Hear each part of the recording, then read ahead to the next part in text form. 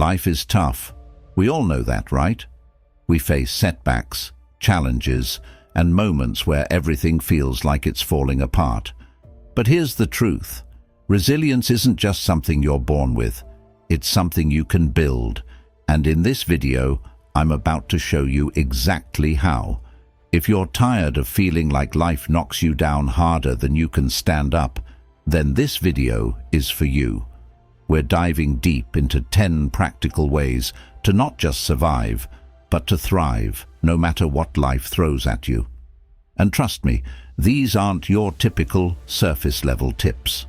We're going beyond the usual advice, because building resilience is about more than just bouncing back.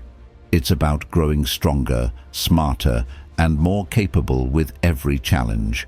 If you're ready to stop letting life's obstacles control you, then keep watching, because by the end of this video, you'll have the tools you need to face anything with confidence and power. Let's get started. Number 1. Embrace the power of selective suffering. What if I told you that the key to becoming mentally unshakable lies in doing something you instinctively avoid? Yes, hear me out on this. Leaning into discomfort might just be the secret weapon you didn't know you needed. I know it sounds counterintuitive, maybe even downright unappealing. After all, aren't we hardwired to seek comfort, to avoid pain? But what if that very instinct is holding you back? Trust me on this. Selective suffering is not just a challenge, it's a game changer. We've all been there, haven't we? You're stuck in traffic, someone cuts you off, and suddenly your entire day is ruined. Or maybe it's a missed deadline at work that spirals into self-doubt and frustration. Life throws its punches, and sometimes it feels like we're just not equipped to take them. But here's the thing. The problem isn't the traffic or the deadline. It's that we've never trained ourselves to withstand discomfort. We avoid it like the plague, and as a result, we're caught off guard when life gets tough. Now, here's where selective suffering comes into play. It's the deliberate act of exposing yourself to small, controlled discomforts to build your mental muscle. Think of it like strength training for your mind. Take cold showers, for example. They're not fun. Let's be honest, they're awful at first. But over time, you notice something incredible. You stop reacting, the cold doesn't control you anymore, and suddenly that traffic jam or missed deadline, it doesn't hit as hard because you've already proven to yourself that you can handle discomfort and keep going. Let me tell you a quick story. A few months ago, I decided to try intermittent fasting. It wasn't for weight loss or trendy health reasons. I just wanted to see if I could handle the hunger. And guess what? Those first few days were brutal. My mind was screaming at me, eat something already. But I stuck with it, and eventually something clicked. I realized the hunger wasn't in control. I was. That feeling, that clarity, bled into other areas of my life. Stressful meeting at work. I didn't cave under the pressure. Unexpected bad news. I stayed grounded. All because I taught myself to be okay with discomfort. Here's the beauty of this idea. It's not about punishing yourself or becoming a masochist. It's about reclaiming your power. It's about proving to yourself over and over again that you're stronger than the things you once thought could break you. This is about building resilience, reclaiming your peace, and taking control of your emotional responses. So the next time life feels overwhelming, remember this. You can train for it. You can lean into discomfort in small, intentional ways and watch as your capacity to handle the big stuff grows exponentially. Your space, your peace, your dignity, they're all worth fighting for. And selective suffering, it's how you win that fight. Number 2, reject toxic positivity. Let's get real for a second. You don't need to look on the bright side all the time. In fact, sometimes that's the worst advice you can get. Surprised? You shouldn't be. Life isn't a curated Instagram post where everything is sunshine and rainbows and pretending it is. That's a one-way ticket to emotional burnout.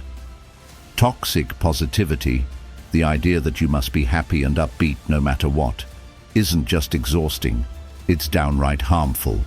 And yes, trust me on this, rejecting it doesn't make you negative. It makes you honest. We've all been there.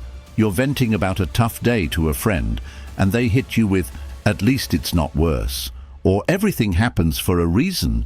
Suddenly, instead of feeling seen and heard, you feel dismissed. Sound familiar? It's like slapping a band-aid on a broken bone. Sure, their intentions might be good, but let's face it, sometimes things just suck, and being told to stay positive only makes it worse. So here's the unconventional idea.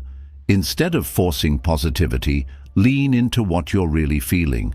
Yes, I know this might sound counterproductive.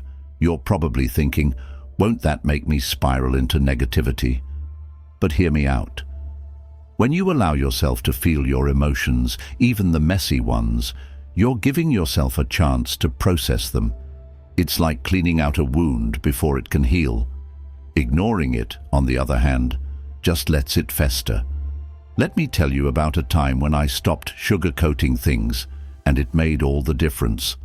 A while back, I botched a big project at work. My first instinct was to tell myself, "It's fine. You'll bounce back." But deep down, I felt embarrassed and frustrated. Instead of brushing it off, I took a moment to sit with those feelings. I admitted to myself, "This really hurts." And you know what? Once I gave myself permission to feel that way, I started to see things more clearly. I figured out what went wrong, made a plan to fix it, and moved on without that lingering sense of failure hanging over me. This isn't about wallowing in self-pity, it's about being real with yourself. When you reject toxic positivity, you're reclaiming your emotional authenticity. You're saying, it's okay not to be okay sometimes. And in that acceptance, there's a strange kind of strength. You stop feeling like you have to plaster on a smile and start living with a sense of genuine peace. So the next time someone tells you to just think happy thoughts, let yourself feel what you're feeling instead. Cry if you need to. Scream into a pillow. Write it all out. This is about reclaiming your emotional space, your right to feel, and your power to heal. Because at the end of the day, life isn't about constant positivity. It's about being real, resilient, and unapologetically you. Number 3, weaponize your failures. Let me ask you something. What if your biggest failures weren't setbacks, but secret weapons? No, seriously. What if the moments you've been trying to forget are the very things that could set you apart? It sounds strange, right? We've all been conditioned to think of failure as the ultimate embarrassment, something to avoid at all costs. But what if I told you that embracing those moments, and even using them, is the key to resilience and growth? Trust me, this isn't just motivational fluff. It's a mindset that can genuinely change how you approach life. We've all been there. You try something big, starting a project, applying for that dream job, putting yourself out there, and it flops. You know the feeling, the sinking stomach, the endless replaying of what went wrong in your head. It's brutal. And what do? We shove those failures into a mental box labeled "Do Not Open." But here's the problem. Ignoring them doesn't make them go away. It just robs you of the chance to learn, grow, and yes, even use those failures to your advantage. So here's the twist. Instead of hiding from your failures, put them on display, analyze them, own them, and turn them into tools. Yes, tools. Each failure is a case study in what doesn't work, which makes it an instruction manual for what might. Think about it. Every setback you've had is proof that you were bold enough to try, and that's a superpower most people don't tap into. Let me share a quick story. A couple of years ago, I pitched a big idea at work. I was so confident it would blow everyone away. Spoiler alert, it didn't. Not only was the idea shot down, but I also got some painfully honest feedback about why it didn't work. At first, I was mortified. I wanted to crawl under a rock and pretend it never happened. But then I started looking at the critiques more closely. They weren't personal, they were pointers. I used that feedback to tweak my approach, and the next time I pitched a project. It wasn't just accepted, it became one of the most successful campaigns I've ever worked on. Here's the thing, failure only defines you if you let it. When you weaponize it, you're saying, "This moment doesn't own me, I own it." You stop seeing setbacks as reasons to quit and start seeing them as stepping stones. This isn't about ignoring the pain or pretending failure doesn't sting. It does. It's about deciding that the sting doesn't get the final word. Imagine the freedom of that mindset. You'd stop fearing failure because every flop would be fuel for your next move. You'd approach challenges with confidence, knowing that even if you stumble, you'll come out stronger. This is about reclaiming your courage, your ambition, and your belief in your ability to adapt and succeed. So the next time you fall flat on your face, don't hide from it. Lean in, analyze it, learn from it, and then use it to propel yourself forward. Because your failures aren't the end of your story. They're the plot twists that make your story worth telling. Number 4, quit to win. Let me hit you with something counterintuitive. Sometimes the key to winning isn't sticking it out, it's knowing when to quit. Wait, what? Isn't quitting for losers? That's what we've been told, right? Never give up, push through. Winners never quit. But let's be real for a second. Sticking with something that's draining your energy, your time, and your mental health isn't noble. It's self-sabotage. The real power, it's in knowing when to walk away. You know what I'm talking about. Maybe it's that job that's been sucking the life out of you, or a project you started with enthusiasm but now feels like an anchor around your neck, or even a relationship where you're constantly giving and never receiving. We've all been there thinking, if I just hang on a little longer, things will get better. But deep down, you know they won't. You're just afraid to let go because society has made quitting feel like failure. Here's the twist. Quitting isn't giving up, it's making room. When you quit something that isn't serving you, you create space for something better. Think about it. How many opportunities have you missed because you were too busy holding on to something that wasn't working? Quitting is not about running away from challenges. It's about strategically choosing your battles. It's about saying, "This isn't for me," and that's okay. Let me tell you about a time I learned this the hard way. A couple of years ago, I signed up for a side hustle that seemed perfect on paper. The money was decent and it had potential. But as the months went by, I realized it was draining me. I dreaded every email, every task. Still, I kept pushing because I didn't want to feel like a failure. Finally, after one particularly exhausting week, I asked myself, what's the point? Am I doing this because I love it, or because I'm afraid of what quitting will look like? The answer was obvious. So I quit. And you know what happened? Within weeks, a new opportunity came my way, one that was fulfilling and aligned with my goals. Quitting wasn't the end. It was the beginning of something better. When you quit what's holding you back, you reclaim your energy, your focus, and your sense of purpose. You start to realize that success isn't about clinging to every path you start. It's about choosing the right path. This is about you taking control, about understanding that your worth isn't tied to how long you can endure something that's wrong for you. So let me leave you with this. Quitting isn't failure. It's strategy. It's strength. It's self-respect. The next time you're stuck in something that feels wrong, give yourself permission to let it go. Because when you quit the wrong things, you make room for the right ones. And that's how you win. Number 5, say no. Without apology. Let's be honest, saying no feels uncomfortable. It's like there's this unspoken rule that we're supposed to be agreeable all the time, bending over backward to make everyone happy. But let me ask you this. When was the last time you said yes to something you really didn't want to do? Did it leave you feeling accomplished? Or did you end up resentful, wondering why you agreed in the first place? Yeah, we've all been there. Here's the truth. Every time you say yes to something you don't want, you're saying no to something you do. Now I get it. Saying no feels awkward.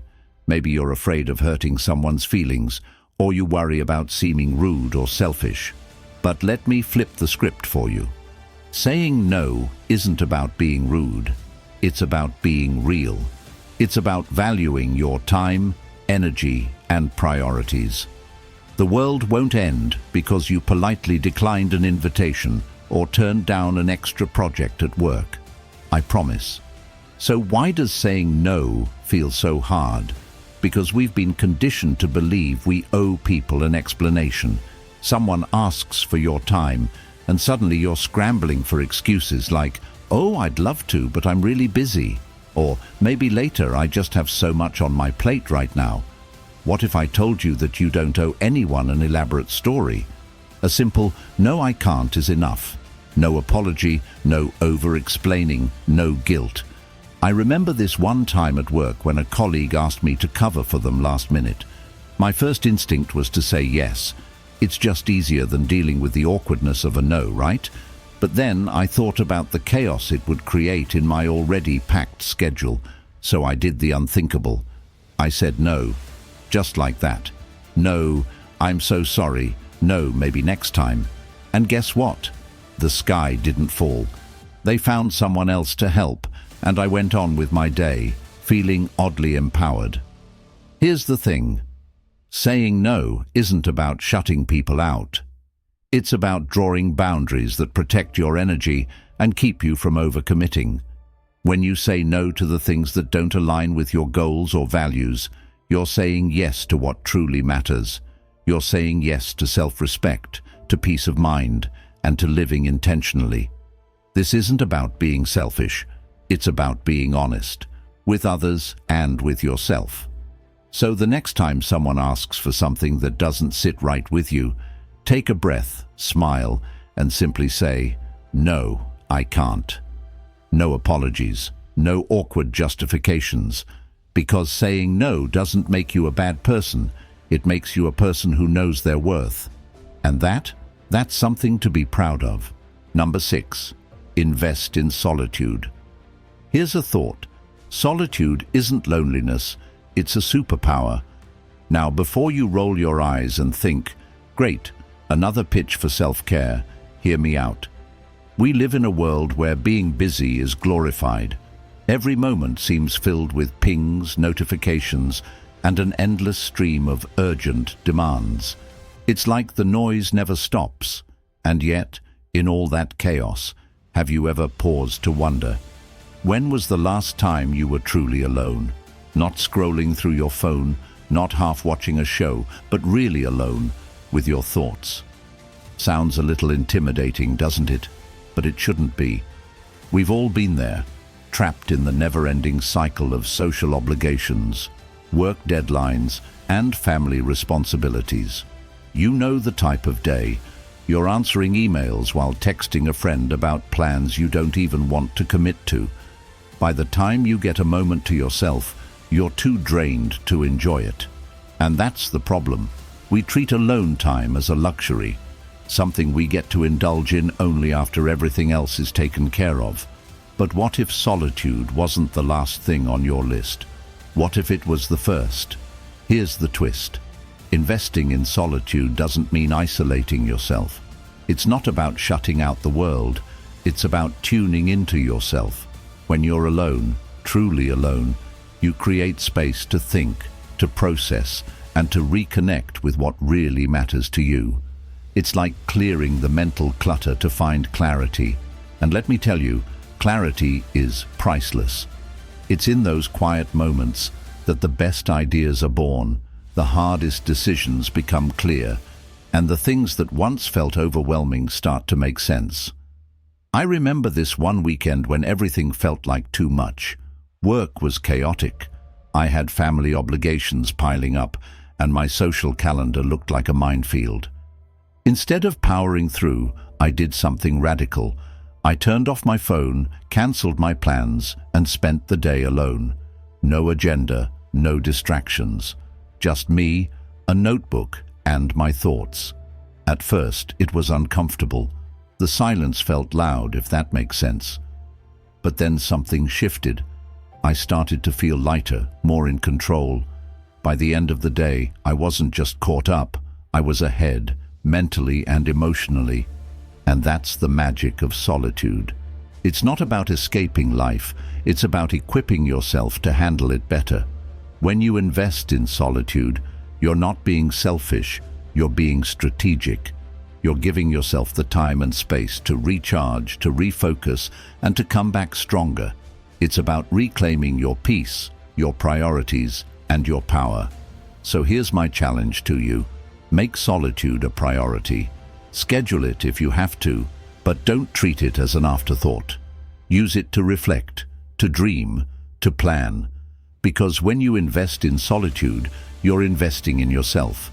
And isn't that the best investment you could ever make?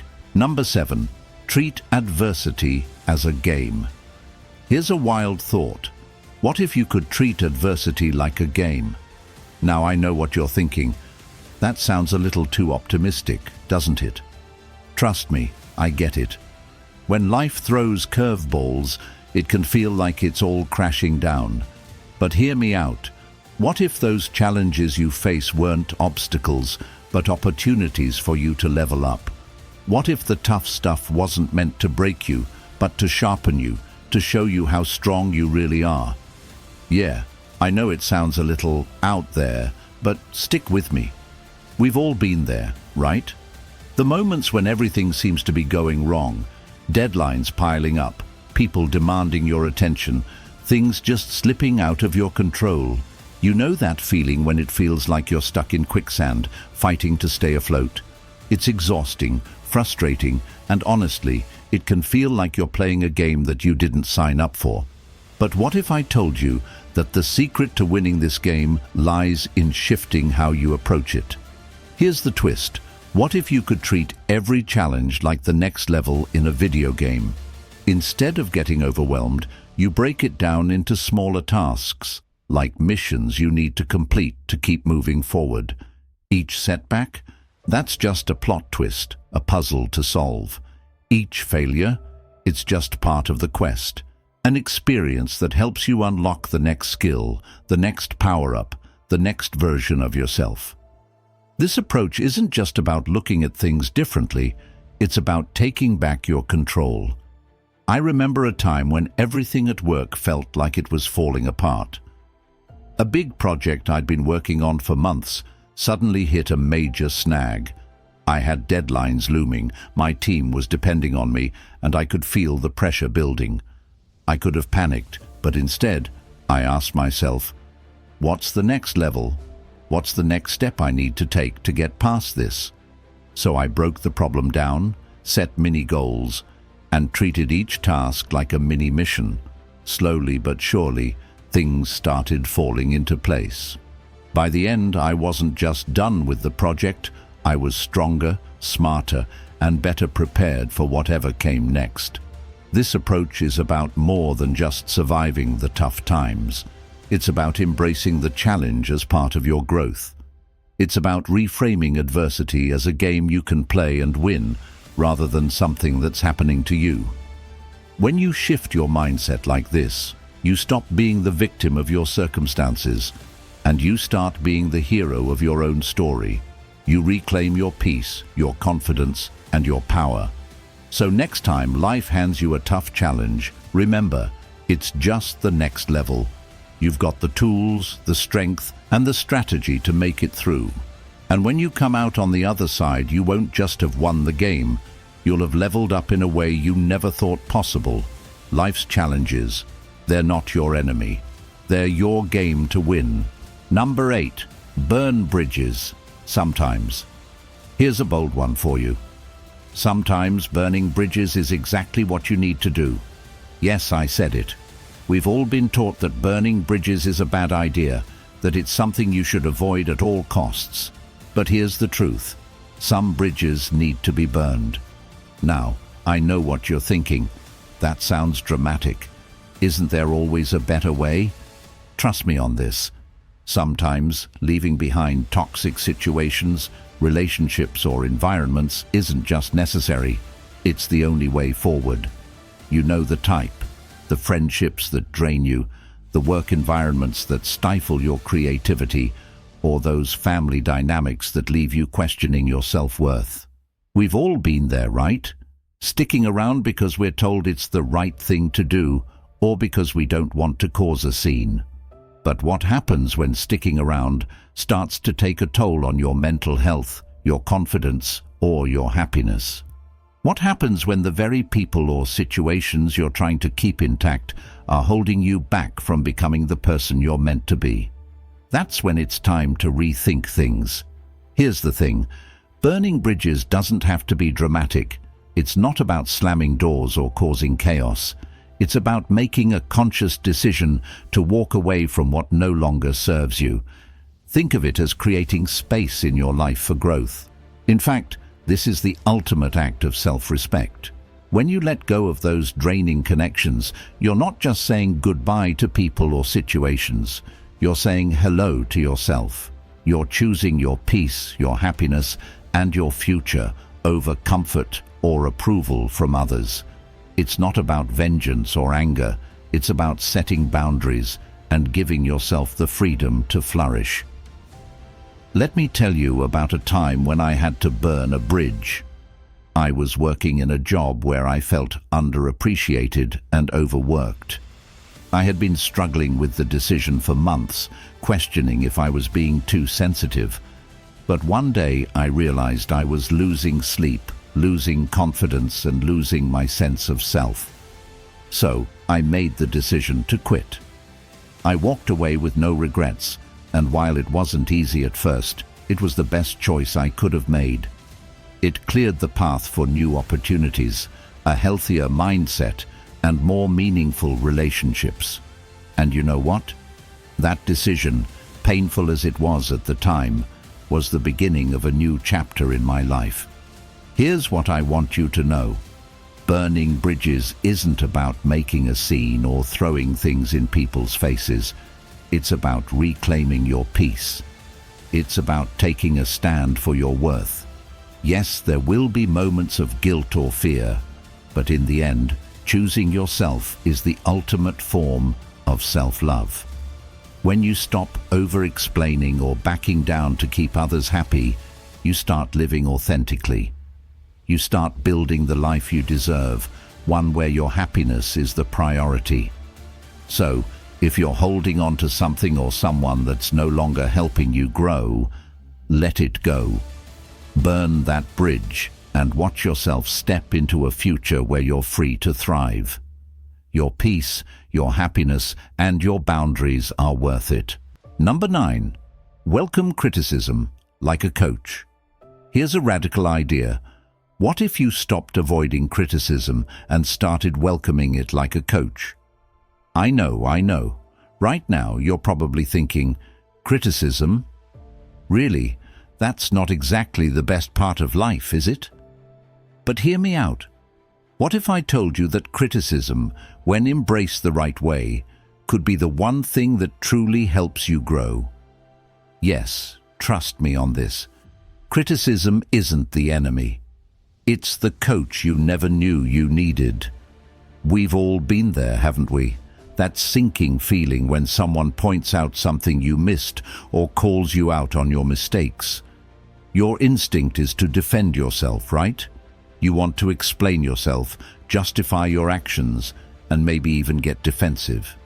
But here's the thing, that's the knee-jerk reaction, the fight or flight response. It's not actually helping you. What if instead of getting defensive, you took a moment to listen, really listen, to what's being said? What if you treated that criticism like a coach's feedback instead of an attack? Now here's the twist. A coach doesn't yell at you because they hate you. They push you because they see potential in you, because they want you to become better. And that's exactly how you should view criticism. When someone gives you feedback, whether it's at work, in a relationship, or even just from a friend, they're giving you a roadmap to get better. They're showing you the blind spots you didn't see. It's like a coach pointing out your weak areas so you can strengthen them.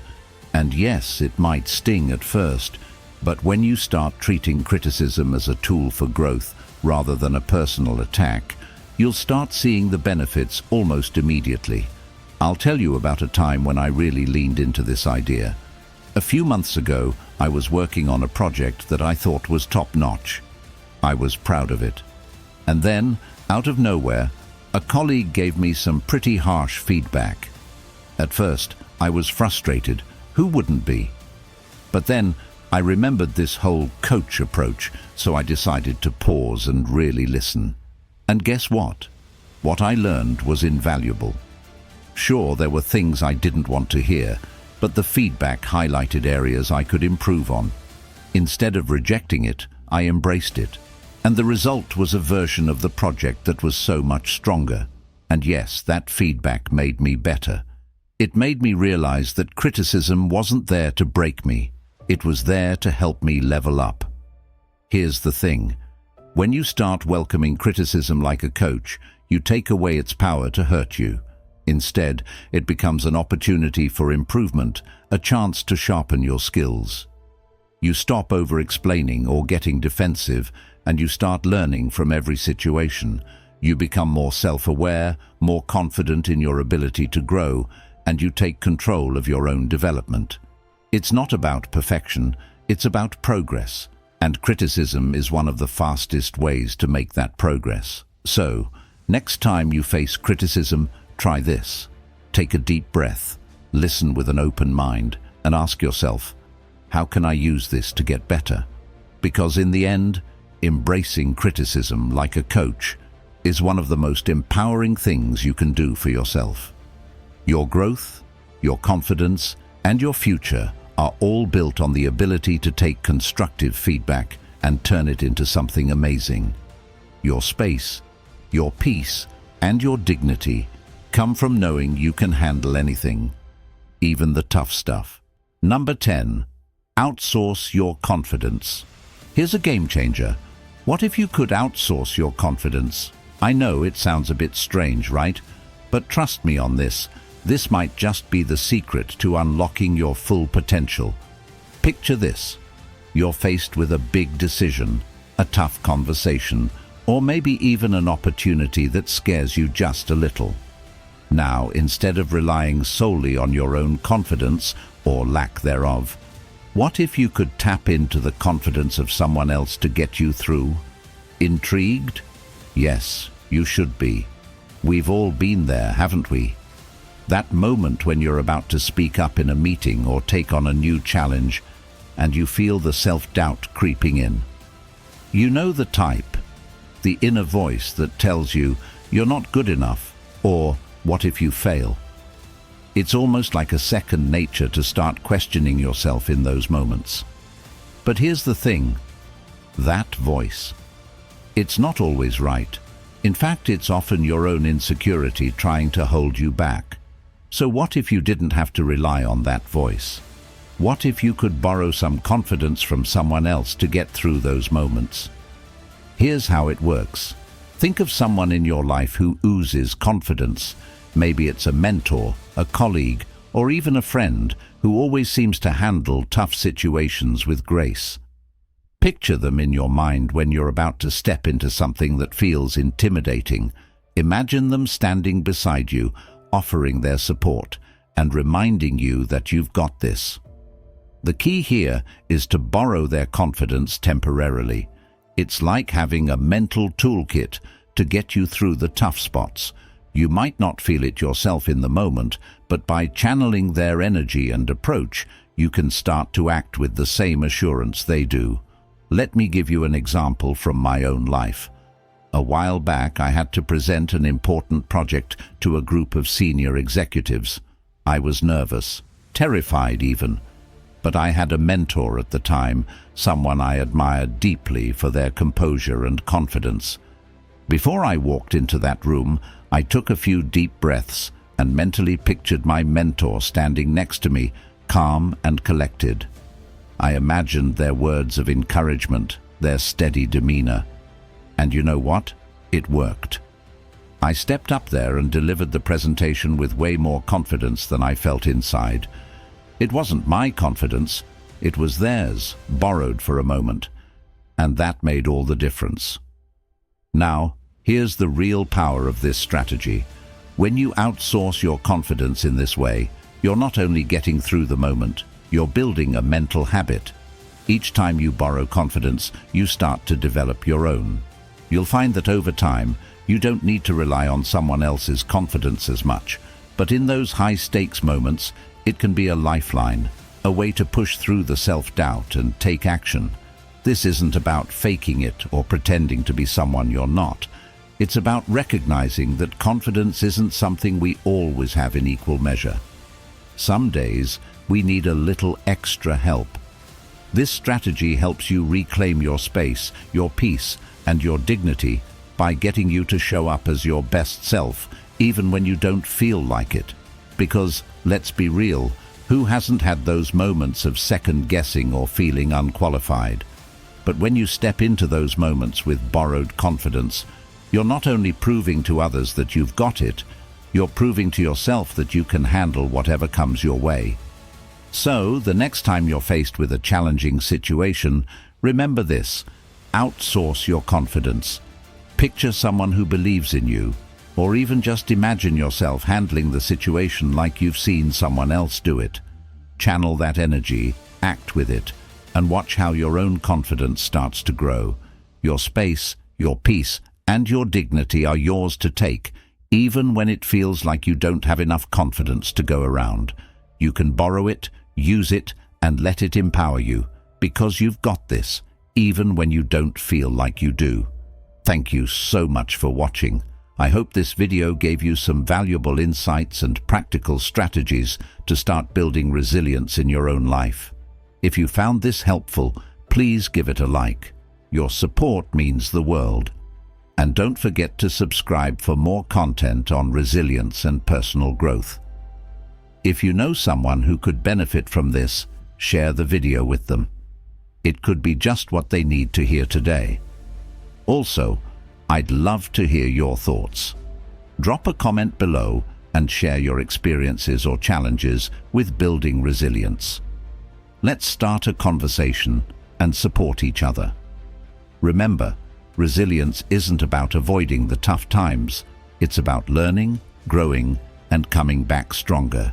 Keep pushing forward, and I'll see you in the next one.